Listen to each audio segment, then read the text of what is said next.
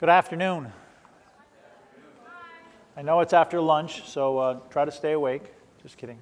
We're very fortunate this afternoon to have a professional panel of very distinguished guests from the ticketing industry and various facets of sports and entertainment, some in the ticketing industry, some of the other businesses surrounding the ticketing industry.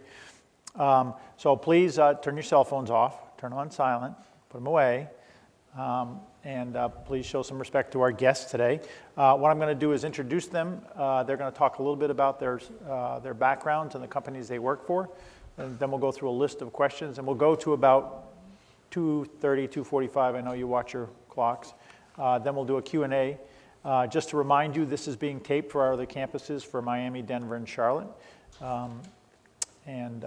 So again, please turn your cell phones off. So I'm going to first start off with Mr. Dan Archibald. Go ahead, Dan. Hi.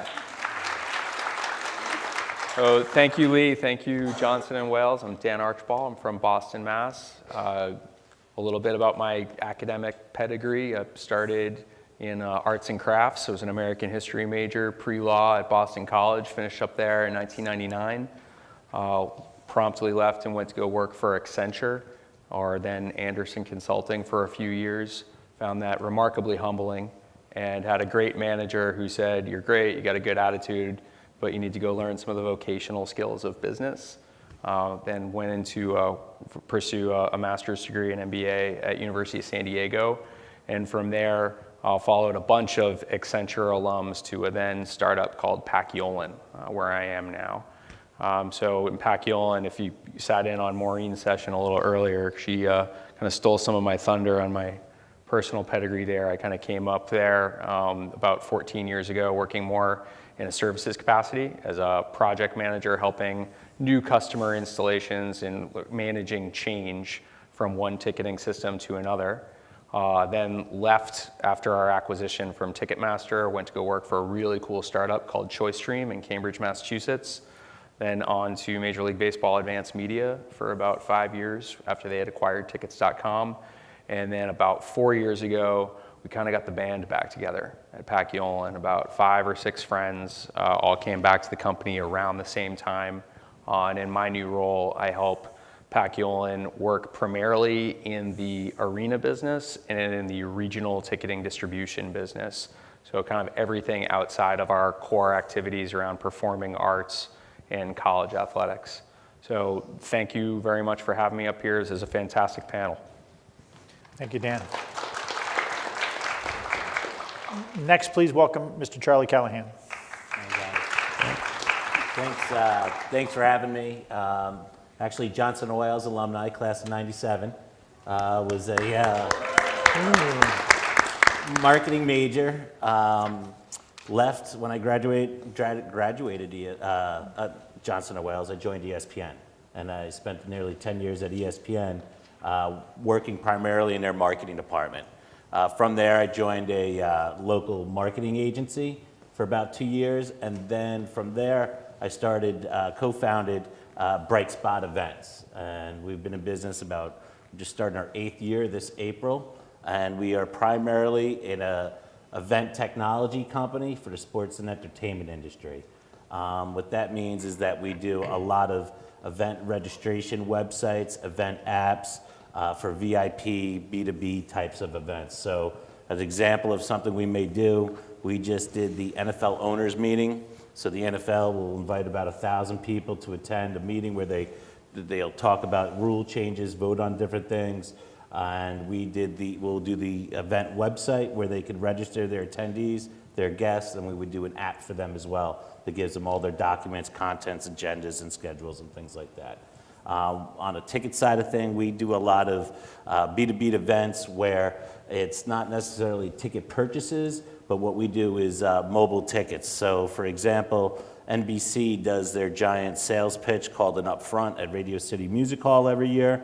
They'll invite about 5,000 to 7,000 people. Once they register their attendance to go to this event, they get a mobile ticket on their phone. Once they have the ticket on their phone, my staff will go down there with our suite of software and scan all those tickets so we can track everybody who's actually coming to the event. We take all that data, send it back to NBC Universal so they could have information on who was invited, who attended, and in cases, what they did when they were on site for some of these events as well. So it's really a kind of a data play, but also making it user-friendly for the event attendees. Thanks, Charlie. Next, please welcome Mr. Michael Norton. Thank you, thank you.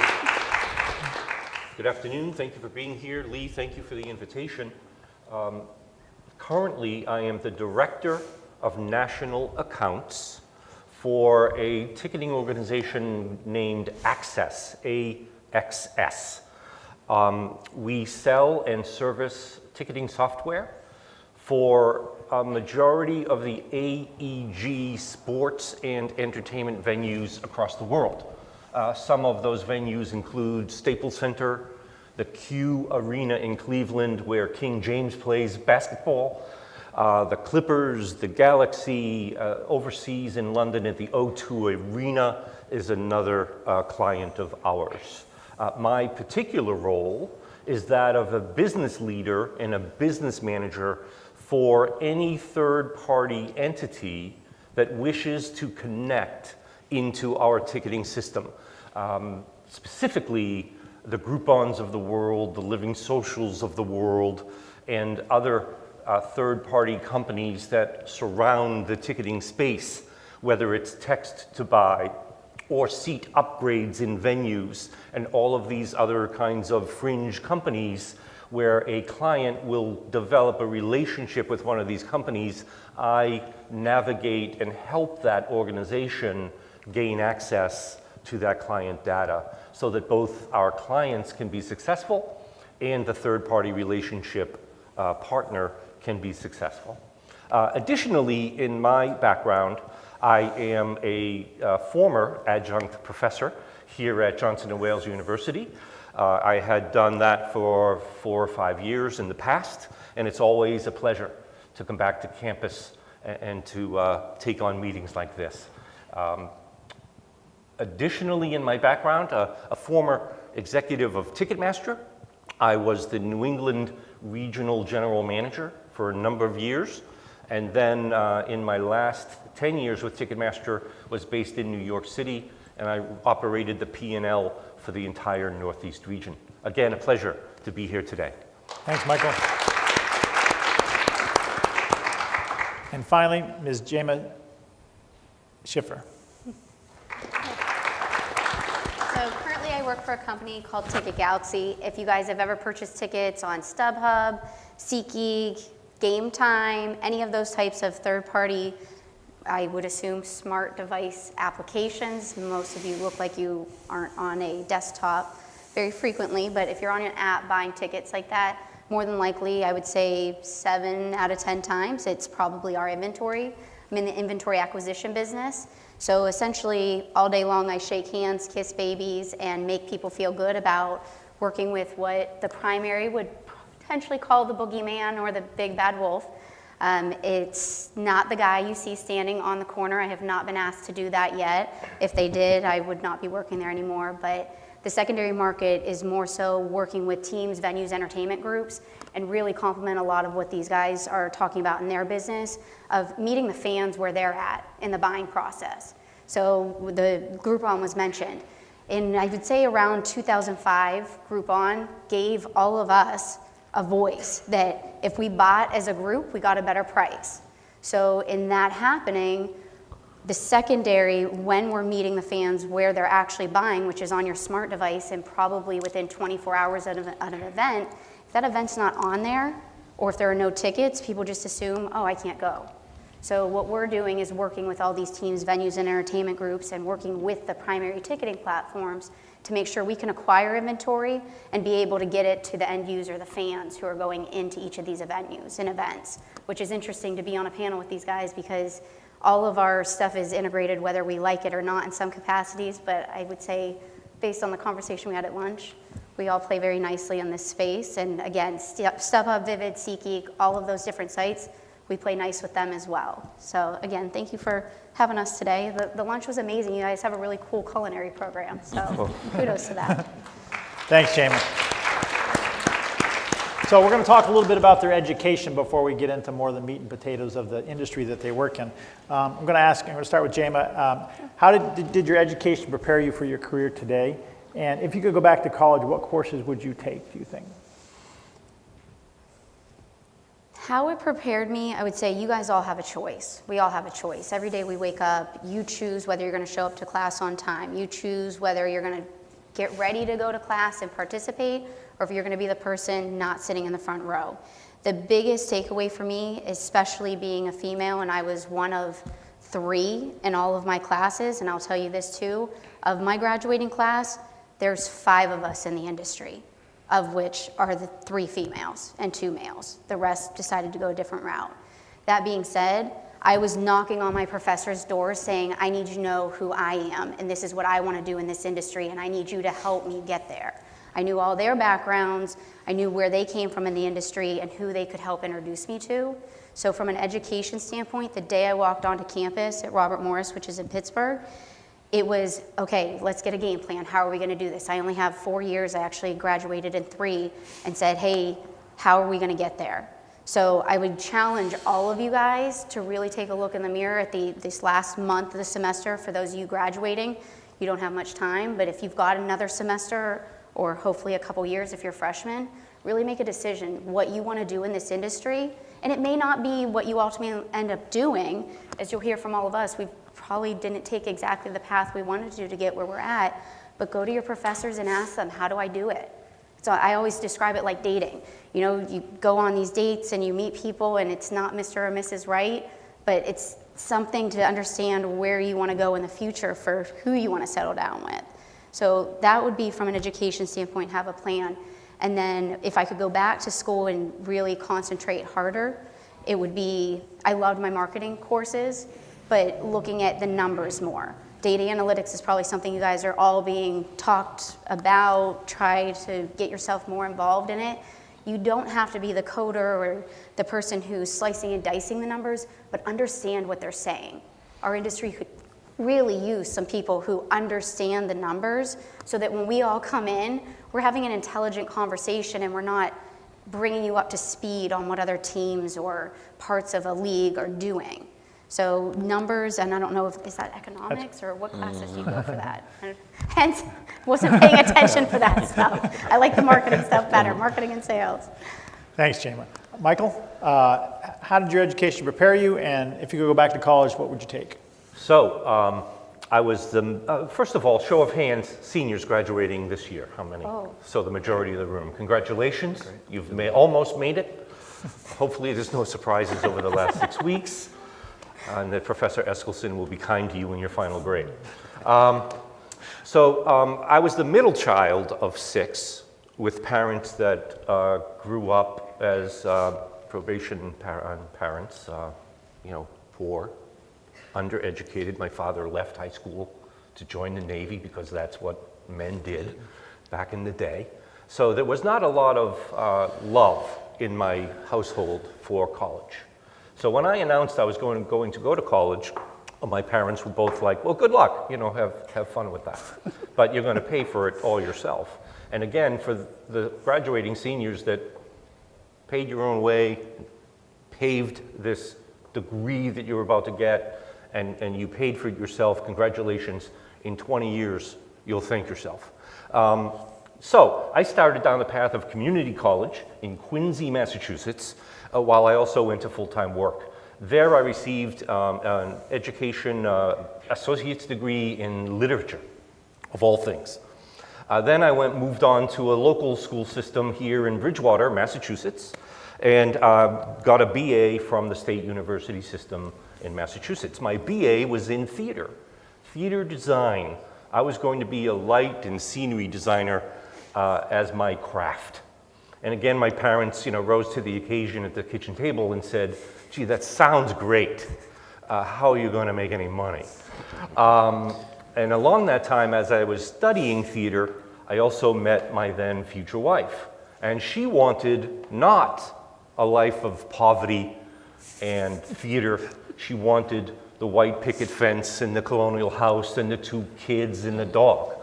And The life of a theater designer does not afford, that opportunity. I was looking at being poor for the next 10 years.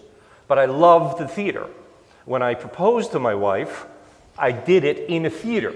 And as corny as it sounds today, I said to her, if you can accept that the theater is my first mistress, please marry me.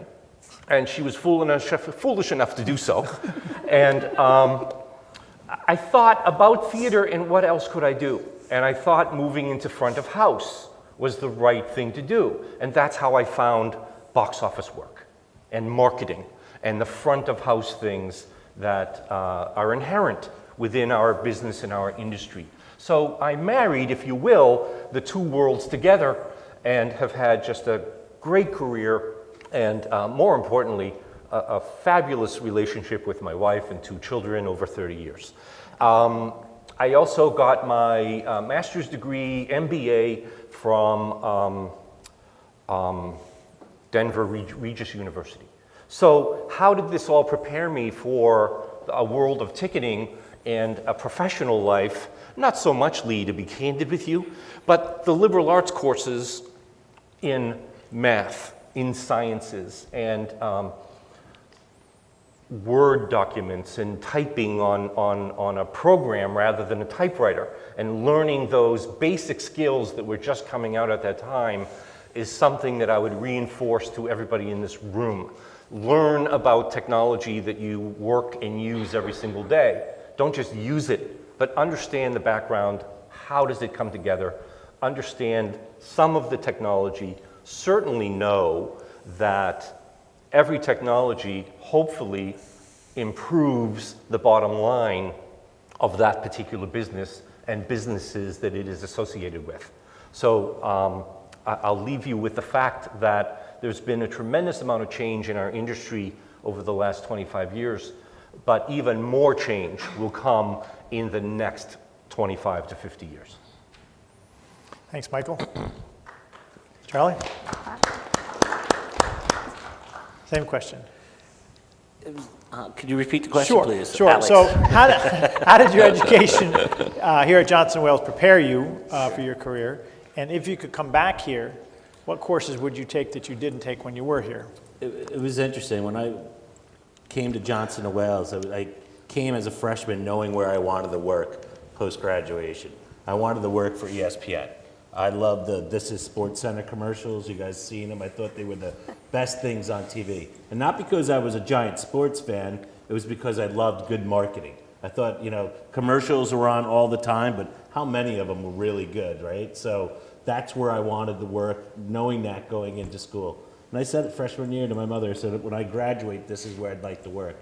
Came here, majored in marketing, did an internship my junior year at a post-production house down in New York City.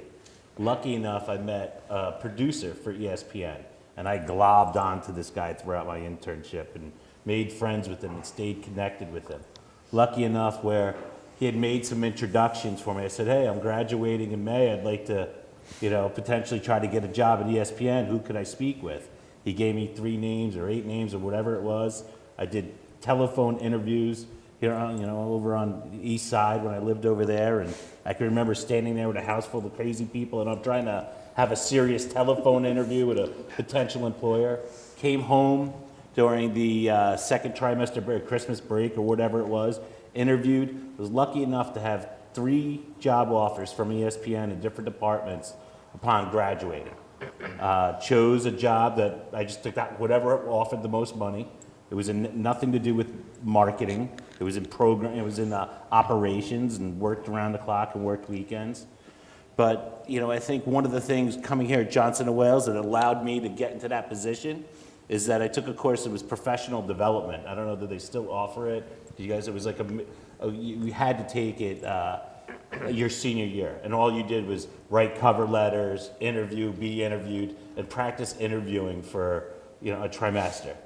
And I think it was one of the things that allowed me to kind of step ahead or get ahead, be prepared to kind of sit down and take these interviews and then follow up with these people like crazy. And was able to kind of, lucky enough to take an entry-level job there, but then had to make a couple of vertical, transitions to different jobs to be able to get to where I wanted to go. I did a couple of years in the operations department, then I went into the programming department, which was scheduling shows, and then finally got my break into the marketing department and spent 6 years there. If I was to come back here and other classes that kind of prepared me, I think, the internship, again, giving real world experience, networking, might not necessarily be a class. It's one thing I regretted that I didn't start younger. It was a LinkedIn account. How many of you guys have a LinkedIn account?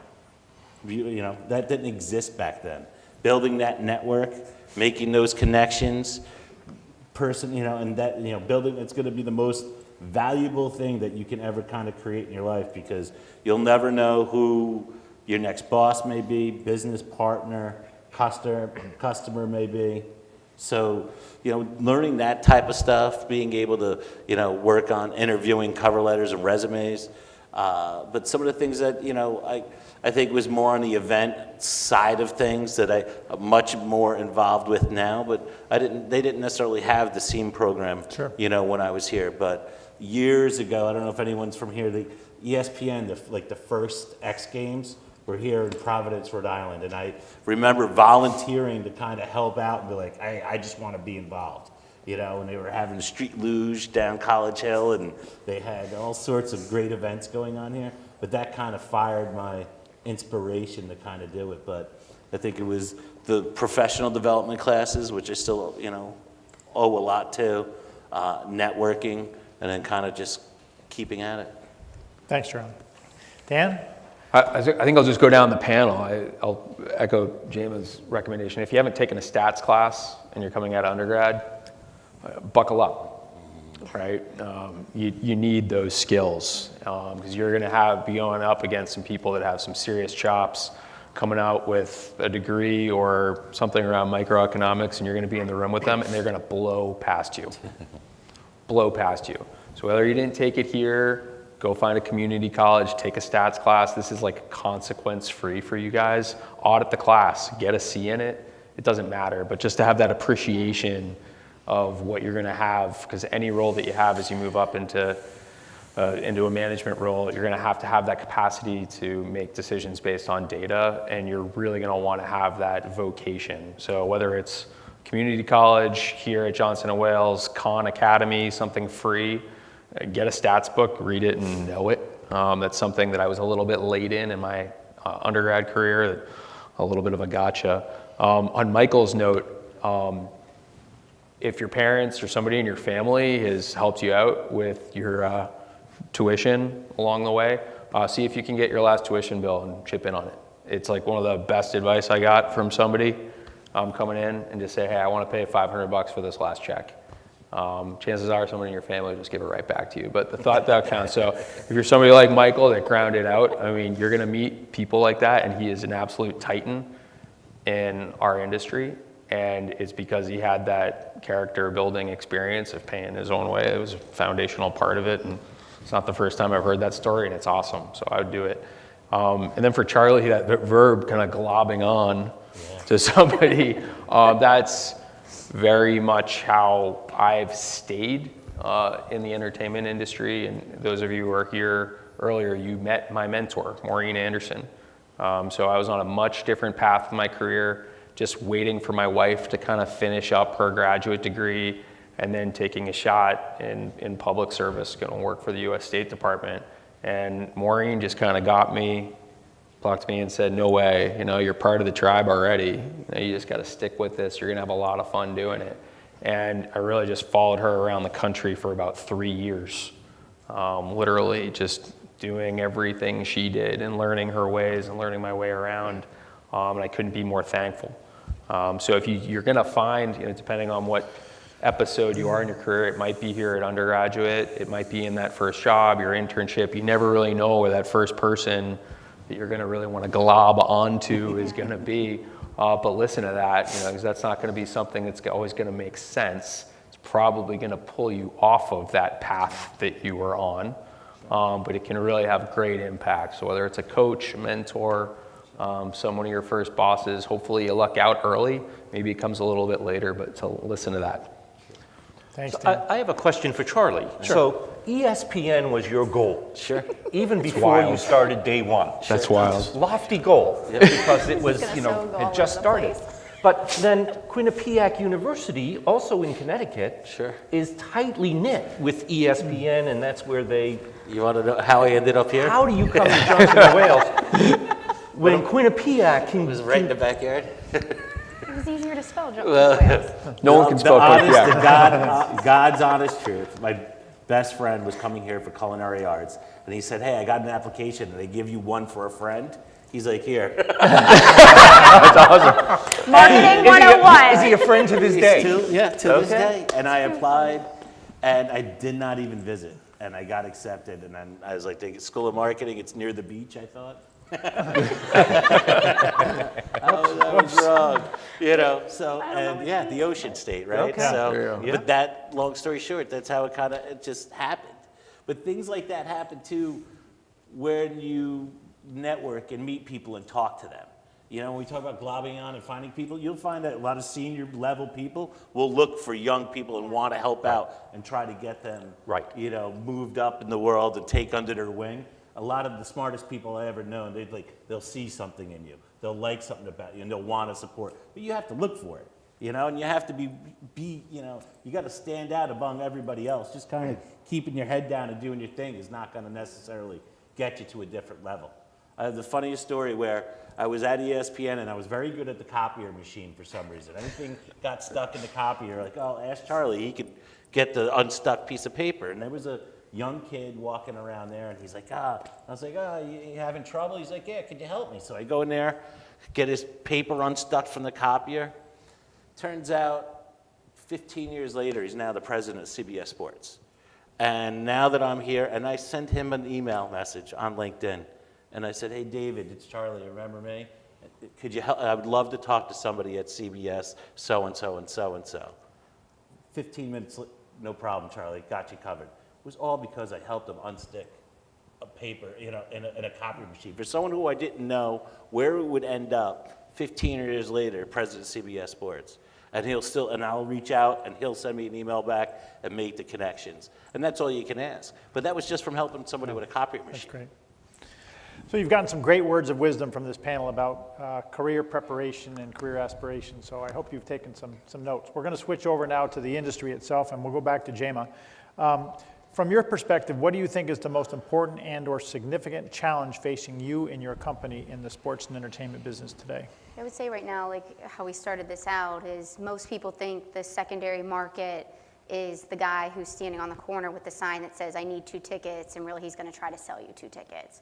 Like I said, I don't have any tickets in here to sell you guys. I'm in the process of trying to acquire tickets, which was part of our morning commute up here before coming to this ticket talk, was to meet with Providence College. So it's the bigger thing that I'm seeing is coming from the primary, and my background's actually with New Orleans Hornets, who don't exist anymore, and it was the New Orleans Hornets that had just left from Charlotte, and all of you look way too young to even know that the Charlotte Hornets packed up overnight, went to New Orleans, and then this little thing called Katrina came. Yeah. We ended up in Oklahoma City for 2 seasons, sold out in 37 days, so we kind of sold each other out of a job, stayed with the team, and then got a call from a guy by the name of Jerry Jones to go sell the new Cowboys Stadium.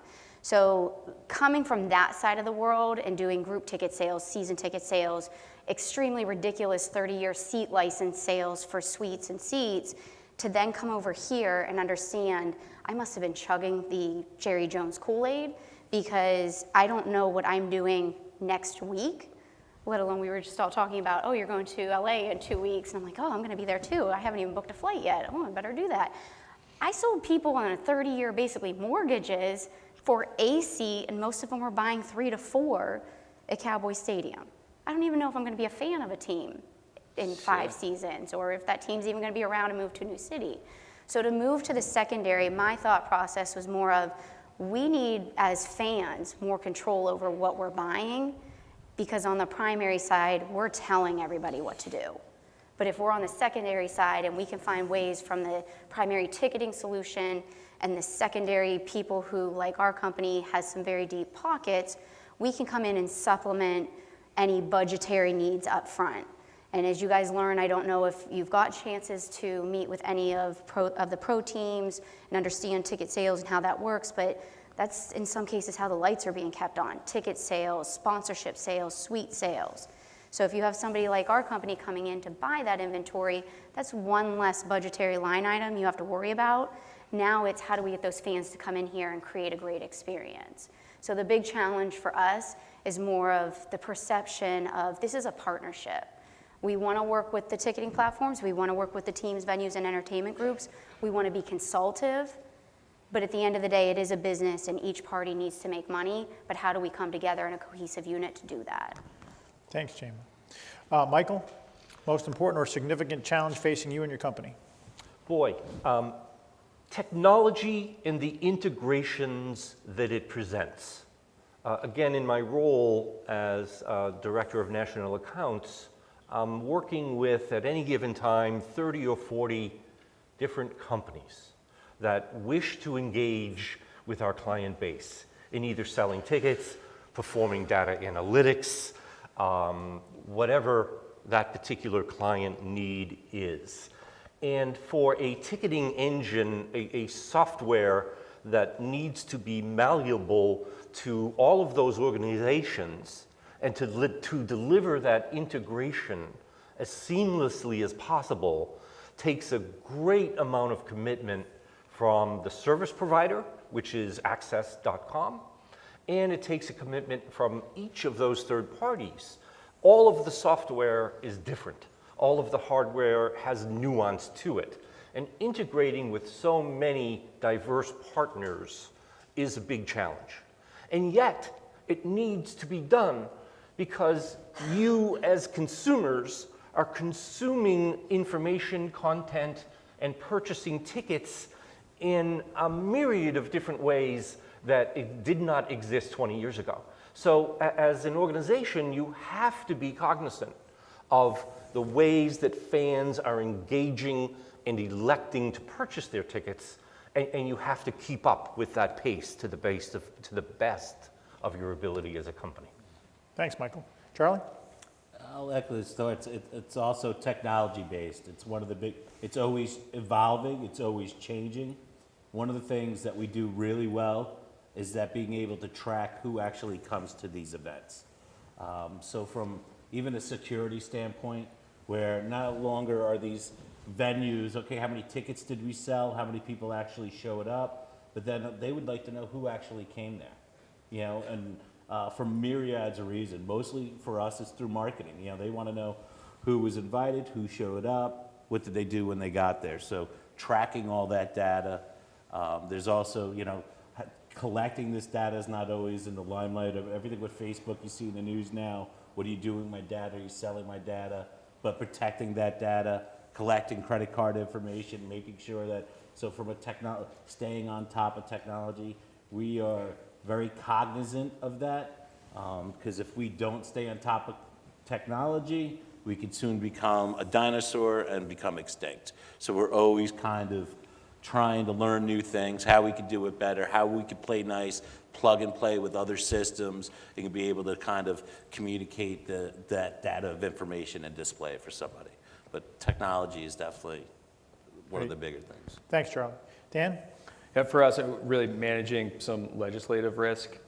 We are a free market economy in the US, but we have lots of what I would call rules changes to contend with. And if you're a software company, you really want to build what your user community wants. You want to build what's going to help you make more money. But really, we spend an inordinate amount of time just staying compliant, whether that's with the payment card industry, which is really not fun stuff to build, right? It's anti-fraud, fraud prevention, data protection, like what we've talked about. Sometimes we're contending with tax law changes. Again, not fun. It really changes the business model for most of our clients, just in terms of what their revenue sources are. So making sure that, again, we're being able to tune our technology to manage some of the legislative and law changes, tax law changes that come through. So it's really not fun stuff, but it really is something that we have to pay an inordinate amount of attention to stay a few chapters ahead so we can take care of our customers. Great answer. Thank you. Charlie, we'll go to you. Where do you see the growth in your business and if you could look in your crystal ball, Sure. where do you want your company to be in 10 years? Sure, and I think it's the personal experience, but also providing, it's going to be, for us, it's the big data play, right? So getting as much big data on attendees that we could possibly get and store and be able to learn from that, So we were talking at lunch about an example of if somebody owns a luxury suite at the Boston Red Sox, great, I know who that customer is, but who are the 16 people that they're bringing? Because I want to kind of reach out to them.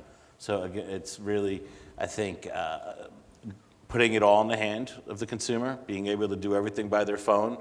We take a mobile-first kind of, practice, and but being able to take that data, capture that data, and being able to provide them sort of a seamless experience.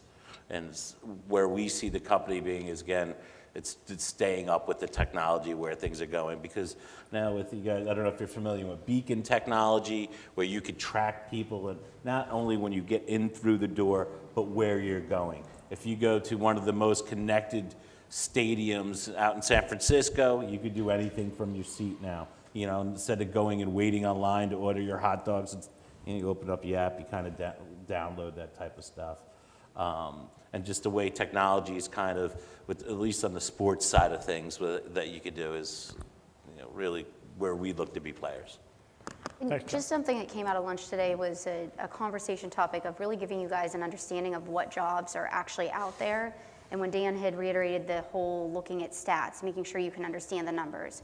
What Charlie's talking about when you're ordering those hot dogs on the app is now it's trackable how many hot dogs. Yes, they know how many people came to the concession stand to get those, but again, going back to your culinary program and the food management process of this, is somebody can actually look at how many hot dogs do we need. I can tell you guys, and we all have war stories of this over the years of the venues we've worked in and the entertainment groups we've worked with, but when we opened Cowboy Stadium in 2009, first off, I went in with a hard hat. The stadium wasn't done. We totally smoke and mirrored, put up all this stuff. But do you want to know that Miller Lite sold more beer in that one event than they had sold at Tech Stadium the year before? So in one event, George Strait opened that stadium. They sold out. They did not anticipate that at all. We ran out of hamburgers. We ran out of straws. I don't even know what else happened that day because it was pretty much a blur. But having an app and collecting this data and being prepared, Levi Stadium didn't have the same hiccups. Did they have hiccups? Yes. But the same group of people who were selling Cowboy Stadium became part of the management group, who became part of the decision makers for Levi's. And now you've got all these other stadiums opening up. So when we talk about the data, it's not just crunching numbers on your, I'm just going to say your smart device because I don't think anybody even uses a real calculator anymore. But hear what we're saying, but really let it soak in of, no, you probably don't want to count hot dogs, but what does that mean for a company in the industry? What is the ROI? What return on investment, if you're not familiar with that term? How do these numbers affect people? And then come back to what we're saying, and that's kind of interesting. Maybe I should look into an opportunity in event management, or not always ticket sales or sponsorship sales, but there's so many other opportunities in this industry. Great point, Shayla. Michael, where would you like your company to be in 10 years, and where do you think it will be in 10 years? In 10 years, we want to rule the world. Dan works for a competitor. We hope he's out of a job in 15 years. 2 or 3. There's a big, bad company out there that dominates the marketplace, and I'd like to see them go out of business based on our hard work and success. So yes, we want to rule the world. And I think you get there by offering the best technology and the best data, which I don't refer to data as such. I refer to data as fan behavior. If you understand as a team or as an entity, if you understand how fans engage with that team and how fans come into that arena, then you are one huge step above everybody else. Fan behavior is critical, I think, to a professional sports team success and a venue success. The goal is to drive that consumer back to that arena or that team versus all of the other choices that you have today for your discretionary income spend. You could go to the movie, you can go to a nightclub. There's hundreds of things to do today that are very small money to engage with, whereas pro teams, it's getting fairly costly to be able to go to an event. It's getting fairly costly to go to a concert at the Dunkin' Donuts Center for a variety of reasons. But if you understand your data and how fans engage with you, you can get that fan to repeat their business more often than not. Great, thanks, Michael. Jama, we'll come back to you. So where would you like to see your company be, and where do you think it will be in 10 years from now? I think more so it's the open lines of communication. And again, reiterating whether it's from the primary ticketing platform, the primary ticket sales in general, but I would say give it 24 months.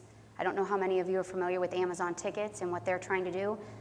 I may not have a job at this particular company because it doesn't exist anymore. This model doesn't exist anymore.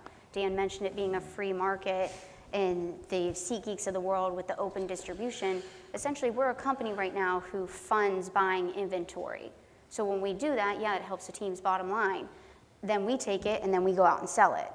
But imagine the day where you go to Amazon, again on your smart device, not on your desktop, laptop, wherever it might be, or maybe you just say, Alexa, No.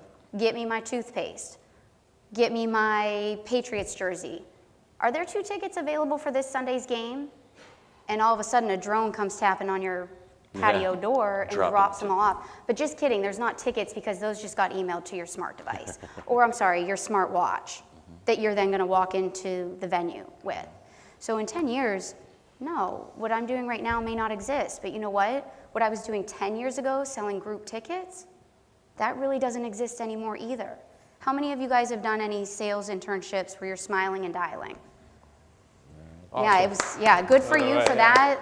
I love the fact you got on the phone, but we're also in a world now of social selling, and my definition of that and compared to what teams may be calling it, it doesn't mean you still don't hop on the phone. We don't give credit cards over email or anything like that. You still have to talk to somebody, but we're going a different route. Dan and I virtually met on LinkedIn 2 weeks ago when Lee said we were going to be on this panel. Michael and I should have already met based on the people that we know within the industry, and he talks to my boss all the time. So 10 years ago, what I was doing, I'm now the virtual group salesperson of the industry, working around the clock, and I'm paying teams to do this. They're not paying us. So it's a wild, wild west on the secondary right now, and I'll tell you, I'm here just for the ride at the moment, and I think we can all attest that the wolf packing that happens. You look for that opportunity, or you look for the good people in the industry to, I don't want to say ride their coattails, but you want to wolf pack with them to whatever that next big thing's going to be. I think we joked at lunch too of how the bottleneck, when you guys get into those upper management positions, there's only so many teams, leagues, whatever it might be. There's only so many new projects to build a new stadium. So how are you going to diversify your talents and whatever those new things are coming? I mean, collegiate space right now. The joke is 1999 just called and they still have a Zach Morris flip phone if you go into a collegiate ticket office. And then you come into these pro and stadiums and venues and there's artificial intelligence greeting you, saying, hello, Jama, thank you for coming today. You're going this way to meet with so-and-so. But you go into a collegiate one and it's like, we had it, Haley and I had it happen today. The security guard sent us the wrong direction. We went completely on the other side of campus, and it was just like, okay. So there's so much opportunity out there. And again, to answer your question, what I do right now may not exist. And I'm okay with that. I'm okay with that. You definitely have to be ready to pivot and evolve in this business, and change is your friend. It's very much like the music industry. So like yeah. before that, like you used to be able to go buy DVDs in the music industry. Do they even know what, Yeah. like a cassette? Do you guys know what cassettes But everything they thought that they fought that they Yeah. tried to legislate Yeah. DVD, streaming. The Napsters And, and say, you know what, we're never going to let you stream music online and download it.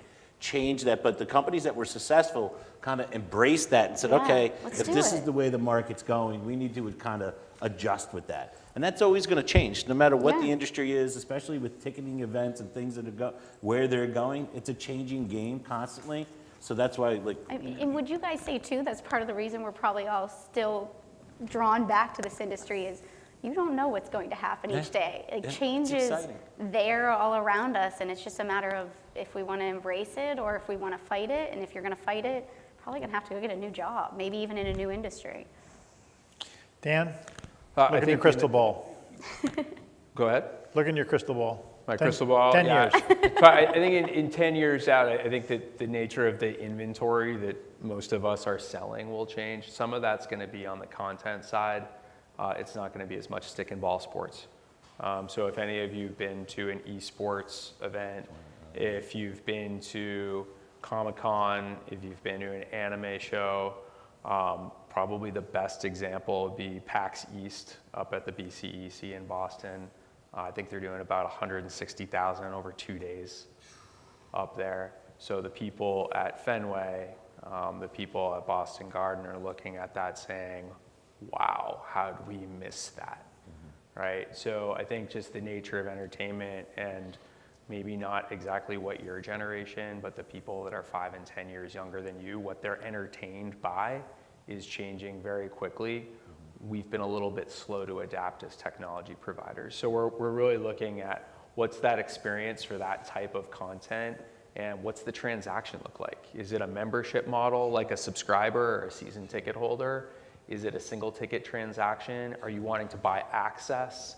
Is it timed entry, almost like what museums used to do? What's happening there? So we're really studying what the new type of content that's coming out and how we can wrap our technology around that. The other different inventory type of play is actually within the stick and ball sports, but the venues are actually changing. So if you look at the renovations at the ACC in Toronto, one of North America's biggest buildings, they're removing seats. They're taking stuff out of their premium areas. They're taking stuff out of their clubs, fixed seats, because people just want to hang out. They don't want to watch the Leafs anymore, or they want to say they went to the Leafs game, but really they want better bar access, and they don't want to be 3 deep between periods, trying to elbow their way for a good spot. They want that club experience. So there again, how do we sell that as a technology provider? How do we help track the movement through a building? And really, how do we help surface some relevant data to the owners on what's going on in their building from a transaction standpoint? So we're really paying attention to the content side of what's going on, what people will be entertained by, and then really from the architecture standpoint of what's happening with the actual inventory that we process now. Great answers from all of you. Charlie, you were going to say something? yeah, one of the things I think that we're involved with virtual reality. Have you guys ever experienced proper virtual reality with a headset on? So they're streaming a lot of live sports in virtual reality.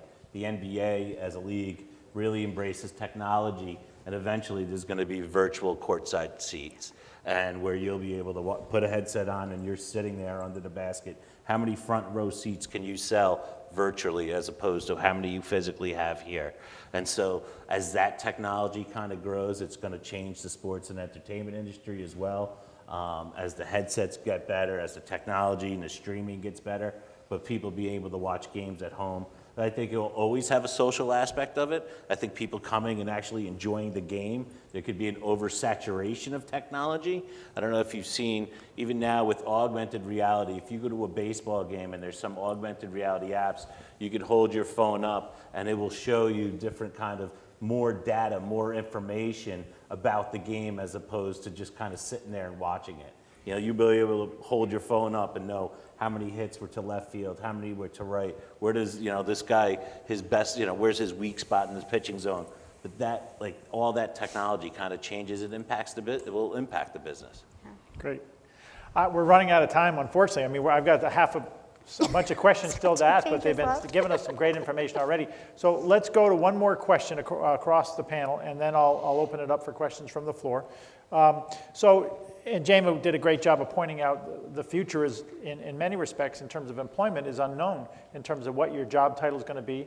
But I think they do know what's going to be expected of you in terms of a skill set, and what are the things you need to be able to do when you're leaving here and you've got your graduation cap on and you walk across the state. So talk a little bit about, and Jamie, we'll start with you. What do you think that, just throw out what do you think some of the job types names are going to be? And what do you think the skill sets are in terms of your company that they could eventually be applying for? I would say if I got to choose, more so a social selling strategy and activation person would become what a salesperson used to be. That you're, instead of smiling and dialing, you're on LinkedIn looking for key target people who will resonate with your product, service, offering, whatever it may be. And you are going through a traditional sales process, but you're having this conversation in the cloud because all of us are so much more comfortable behind this smart device, saying whatever we say, hopefully it's for the positive, and then in person, being able to meet, and it's all the casualties are gone, and you're able to close that deal and understand what those objectives truly were. So you cut out a lot of that by having that virtual connection to then bring in-person conversation. So the ticket salesperson's not going to exist. And I also, I mean, candidly, I never thought I would be saying this, but the smile and dial days, they're over. You have to get way more strategic. How many of us look at our phone, and even if it says mom or grandma, like, I'm not answering that. You text me. What do you want? You know, we're screening our phone calls. And I'll tell you, I'm the first person, if you look at my resume, I was the person on the team who was making the 100+ calls. So on average, we were hitting what our sales managers wanted. So I've come a whole, 180, 360, whatever way you want to look at that, of I don't need to smile and dial to have answering machines or whatever it may be. I want to make 30, 20 very strategic phone calls to collect a credit card, close a deal, meet somebody in person. I'm even thinking about how this happened. We got an email from Intix that was saying Maureen was being featured as a visiting professor. Well, Intix is something that it's 2018, really wanted to get involved with. I'm part of our Tri-City group that's Connecticut, New Jersey, and New York. And lo and behold, my email that I responded back, hey, I'd love to be there to support Maureen. And it found its way to Lee's email box, and lo and behold, he had an empty seat on the panel. Like, we don't know where the next opportunity may be coming from, and I look at myself as sitting in a social selling opportunity. We just don't know, and it goes back to my original comment of when you wake up each day, we all have choices. And what's your choice going to be tomorrow after you take away from everything that we've said? What decisions are you going to be making towards the next 30 days for your job? Or for those of you who still have a couple years, how are you going to get strategic, reach out to each of us and connect with us and get a better understanding of where you want to be going in this industry? Or are you just going to get that piece of paper, put it on your wall, be happy that you finished it, and just take another job that pays the bills? Great answer. Michael, what do the future jobs look like at your company? Always fan advocates. You know, people to interact with the fans, coming into an event, going to an event. Always, the titles might change, but always marketing people. Always getting a message out about events that are incoming, how well the team is performing, or what the highlights are of that particular team. Whatever messaging needs to get out there to incentivize a fan to go to the live event. There will always be finance people, always accounting. You'll always have to follow the money and track the money. There'll always be security people, inventory management control, formerly known as box office managers. So I think that a lot of the core positions will have naming convention changes, but will still exist over the next 5 to 10 years. Thanks, Michael. Charlie? I'll echo it. It's really any type of experiential kind of industry portion of it, where you're out there being the face. You know, when you're meeting the people that are attending the games, your customers that are sitting in the suites, you know, kind of, I personally think you'll see a lot of people sitting home on their devices. I think the next big boom is people coming together and having these experiences. You talked about taking seats out and making it more of a kind of a, you know, social experience. I think people that are on that front, being able to talk to people, being able to network, and kind of following. You'll find a thing that you're passionate about, and if you follow the industry trades, you'll get an idea of where this is going. And a lot of it is driven by new technology, what is making people's lives easier and quicker and easier to do. But I think anything from the experiential kind of side of things, the titles may change, but it's a marketing.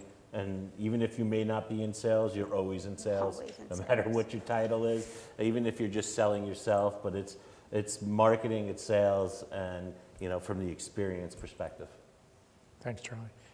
Last but not least, Dano. Certainly least. Yeah, I would say vocationally, I would be able to speak in full sentences to another adult, looking at them in the eye, and being able to express yourself well. And that's something that when we do, and all of us do, quite a bit of interviewing, we're seeing a bit of a struggle there, right? Who are you? What do you do? Where are you from? These are simple questions. You ought to be able to nail them. So if you don't feel very confident interviewing or expressing yourself, practice. Find a professor, find someone like us. We'd be happy to do cold interviews for you. I'm volunteering everyone here. Yeah, no, I'm down. Right? But this is the stuff that we do, and we'd love to help.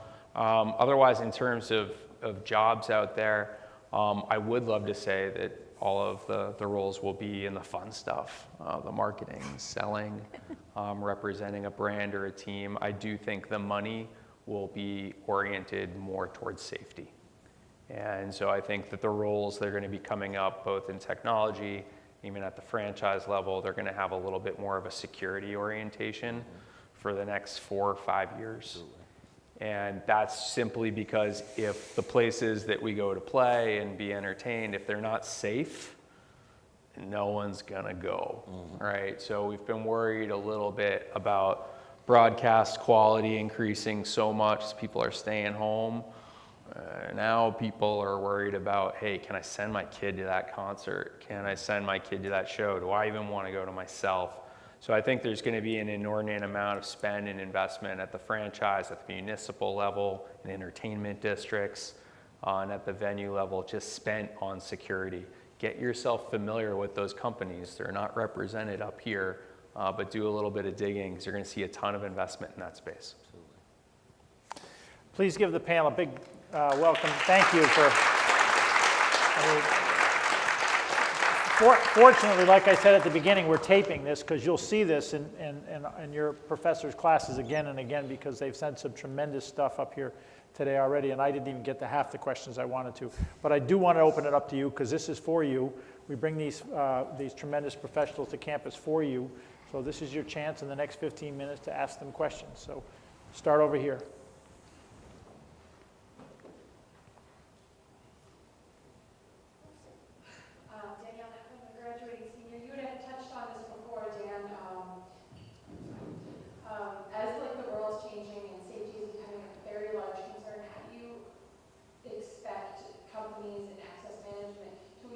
Like you had touched on it, but like where do you see it going to like really maintain a safe environment?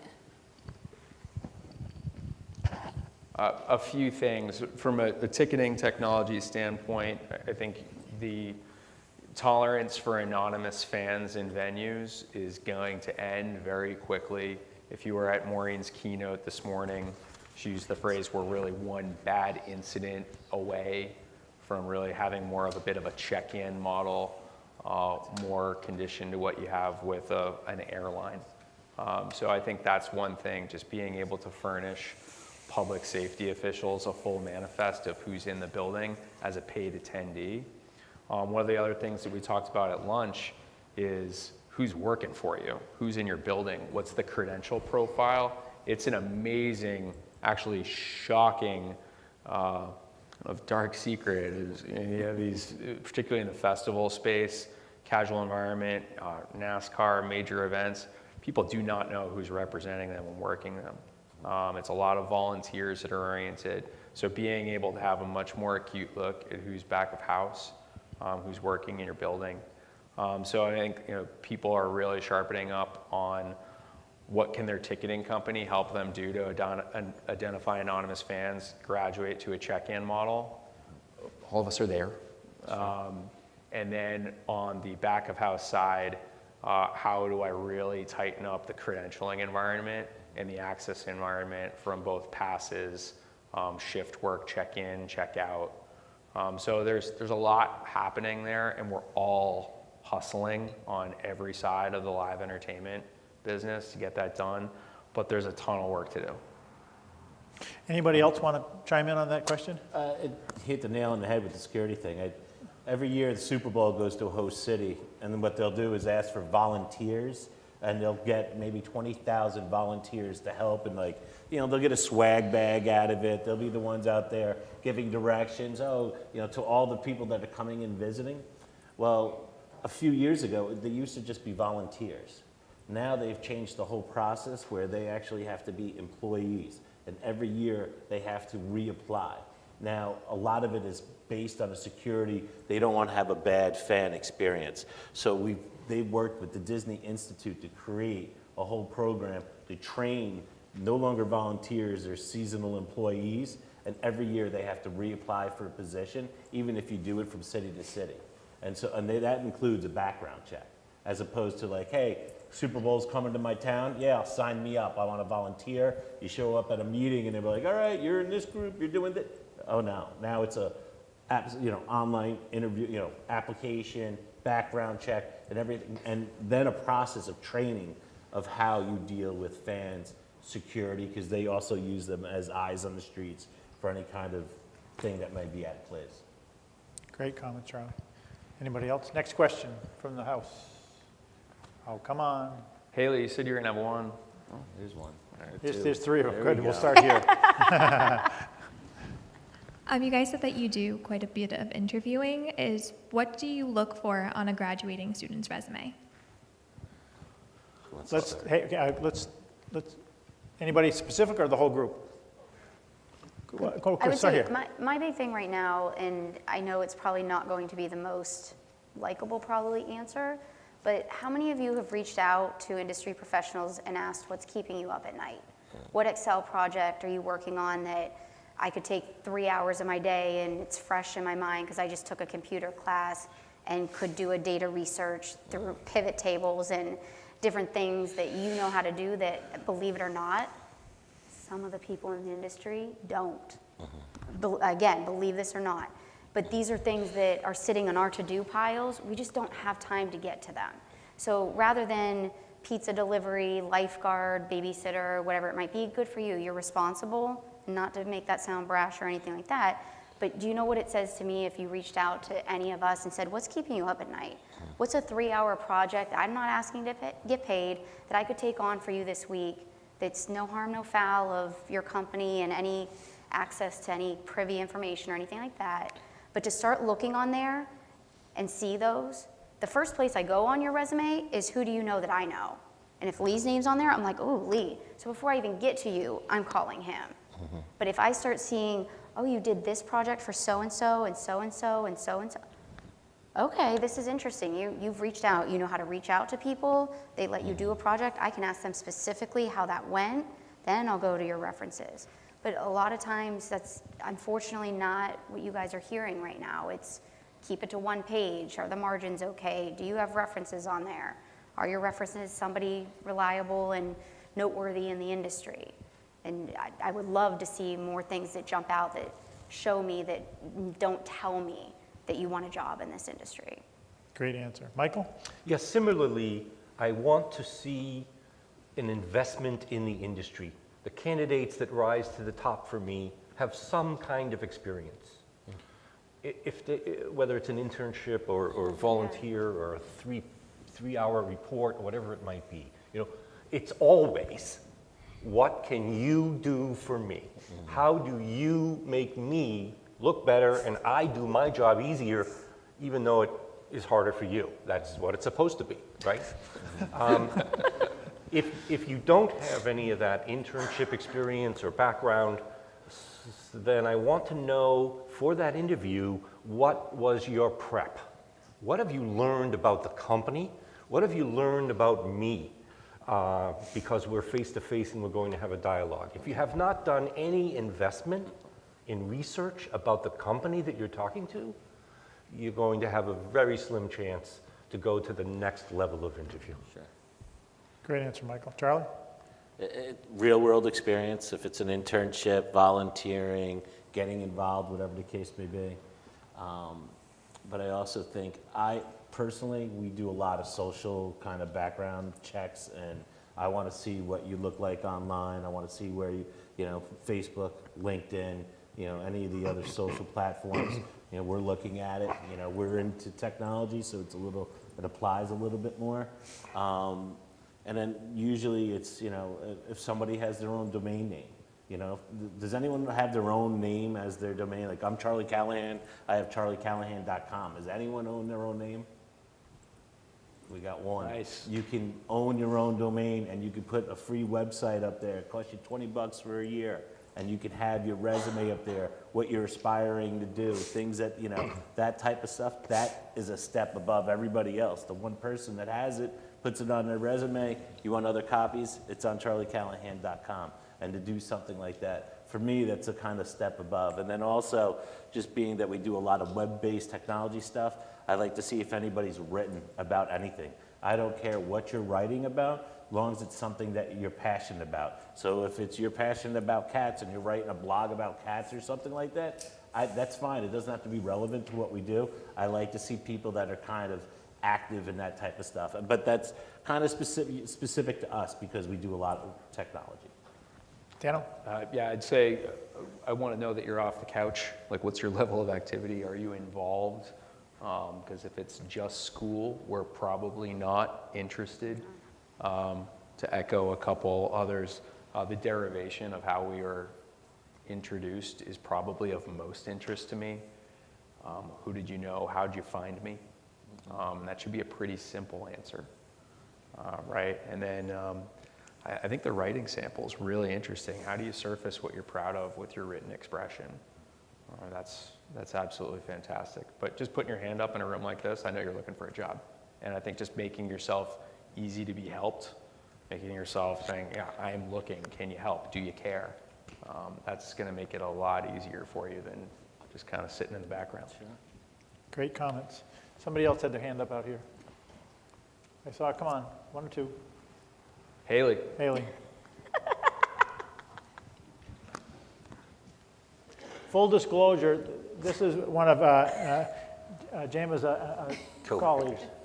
There was a fifth chair up here Yeah, for Haley. she chickened okay. out. This is for the whole panel. What would you say is the most common misconception of working in the world of tickets? Great question. There's a Of little course. snowball there. Who wants to start? Go ahead, somebody. We do not hang out with the players and entertainers.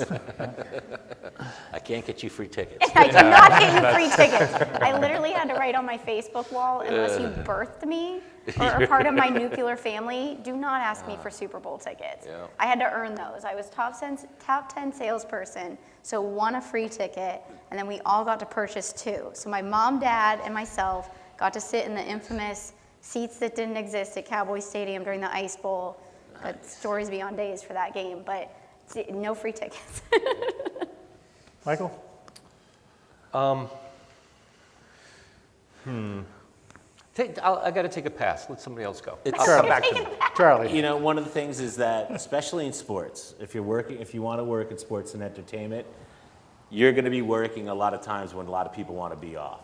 So you're sitting home on Thanksgiving. There is football games on Thanksgiving. So if you're working in sports, you're working at that venue. You're working, if you're working in TV or broadcast, you're working those holidays and those times off and the things like that. So it's not all glorious. You got to realize that there's a lot of sacrifice that you have to kind of make based with the event, ticket, sports, and entertainment kind of field. That it's not for most part, they're not traditional hours.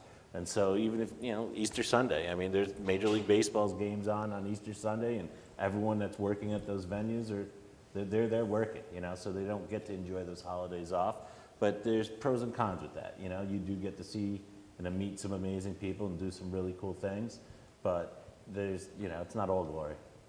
I would say for this audience, if you're looking for that first opportunity in the industry, what I would dispel is your best opportunity is probably not in a major market. It is probably not with an MLB NBA, NHL, NFL, MLS franchise, go out there. Find an obscure role where you're going to learn a ton in a secondary, tertiary market where you're not scrapping and having a second job or a third job to make rent. Go out there to a smaller franchise, to a smaller venue, one of the secondaries and one of the tertiaries where you get to do everything, and your path is going to be a lot quicker to that next role. And you'll get to find out what you like too.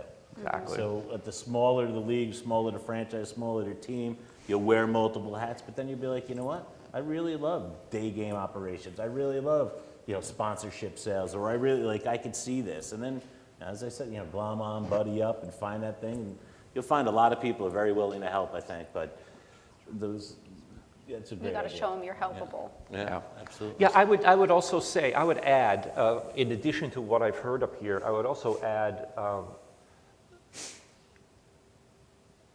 look for those mentors.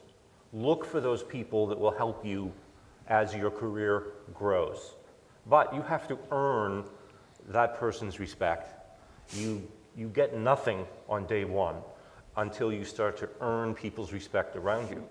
And it's not easy. You've got to take that crappy position, sometimes emptying the trash in the concourse, sweeping, whatever it might be. If you're passionate for it, you'll get over those hurdles fairly quickly, and your management team will see that you are reliable, dependable, and you'll start to get promotions fairly quickly. And more importantly, you'll get a good reputation within the industry as a person that rolls up their sleeves and gets it done. Similarly to what Charlie said, I live under the adage that live entertainment never takes a day off. So therefore, neither can I. My wife and I were in the Bahamas last week for a week's vacation, but I worked in the hotel room 4 hours a day because it's what's required. The team needs to move on, and simply because you're on vacation doesn't mean your team can halt, right? There's still work to be done. Easter Sunday games, I was on the phone Easter Sunday for 3 or 4 hours, solving a problem with a particular client. You don't know when those emergencies come, but you can depend that they will come at the least opportune time. So I leave it at that. Great answers. So please help me thank this wonderful panel for coming to Johnson Wales today. Jema, Michael, Charlie, Dan, a tremendous amount of industry experience up here. We do have to do a few photos, but